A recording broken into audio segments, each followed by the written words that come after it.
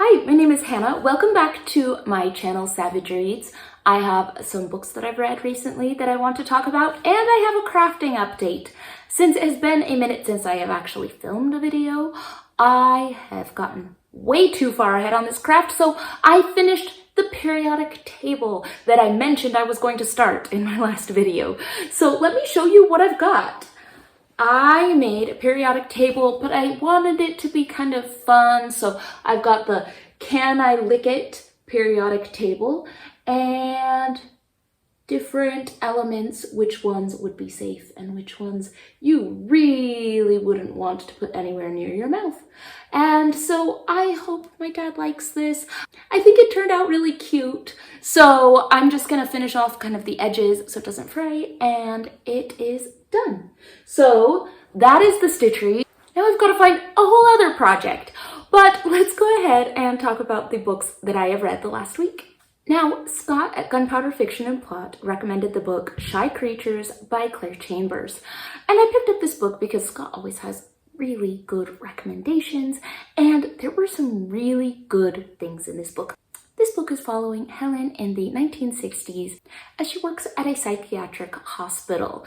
And things change when a man is brought in who had been shut away from the world for the majority of his life. And she tries to figure out what has gone on with him and how she can help him.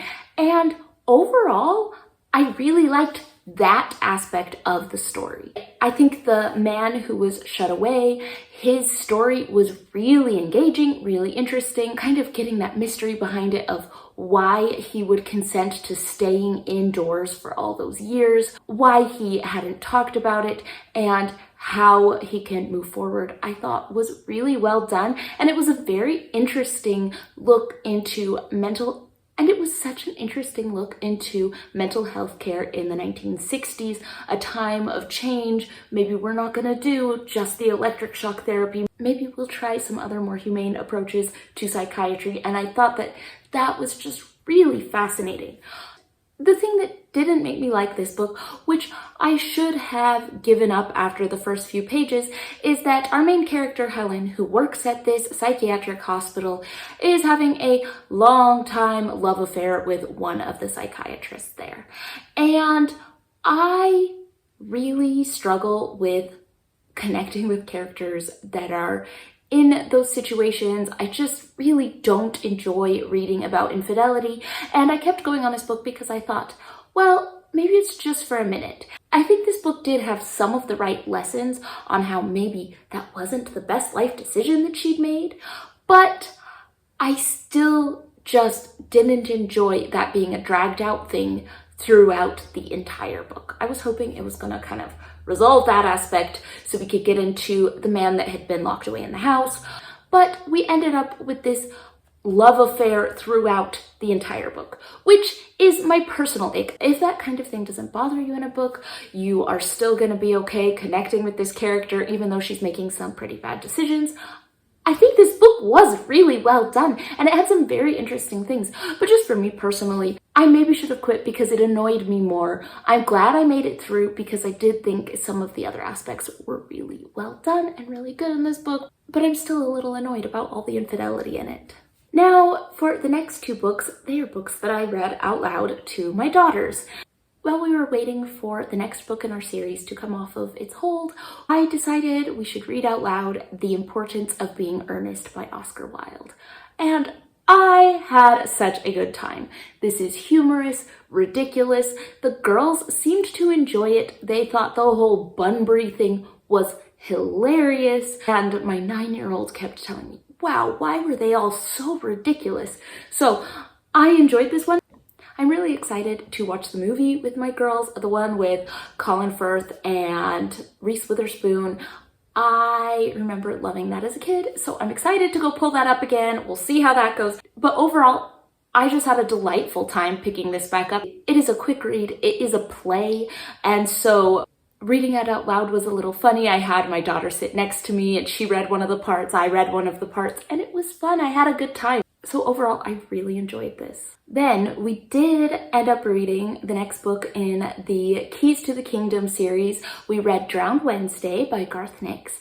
With the first one, I thought there was something really magical about it. The second one was good enough that I wanted to keep going, but I feel like it had lost a little bit of the magic of the Mr. Monday book. But oh my goodness, I think Drowned Wednesday picked right back up some of that magic. It was one of those seafaring pirates kind of tales that just was a great adventure story. I think that was some of the magic that was missing in Grim Tuesday, because in Grim Tuesday, it's more here's the drudgery of being a slave to work in the pit. This one was more on the high seas battling pirates. And it was really a fun time. So I really enjoyed Drowned Wednesday, and it made me so much more excited to keep going on this series. I finally bought the boxed set that hopefully should be here soon, because I am sick of having to get on hold and wait for the next book to be available. So soon we will have the hard copies of all these books. And overall, this series is really fun. I am surprised just how involved my 9-year-old and my 5-year-old are in this series. They want to keep reading. I read to my girls for quite a bit during the day. During the school year, I usually read to my girls between 45 minutes and an hour each day. But with this series, it's been the summer, I think I've been reading 2 or 3 hours a day, because the girls want to know what happens next. They're so excited. They say, please, could we just read for a couple more minutes? Could we just read one more chapter? And that's the kind of excitement that I love having when I read out loud to the girls. So I am really enjoying this series. I think it's going really well. Now, Caitlin at Bandy's Books had recommended the book Hijab, Butch Blues by Lamia H. And this is a memoir that was written under a pseudonym. This is a young woman who discovers that she is attracted to women, but also has very strong religious convictions.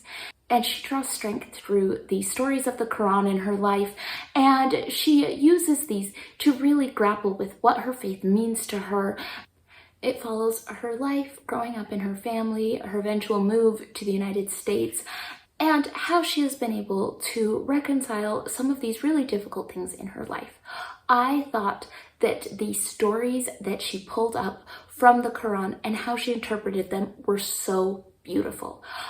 I was just so inspired by reading about her journey. I love to see people finding scriptures and finding these stories and finding ways to really draw strength and connection to God in their own lives. I thought that was just a beautiful aspect of this book. I thought this book was just 5 stars excellent. It was really wholesome and faith affirming, and I think there were some really relatable feelings and struggles that she went through.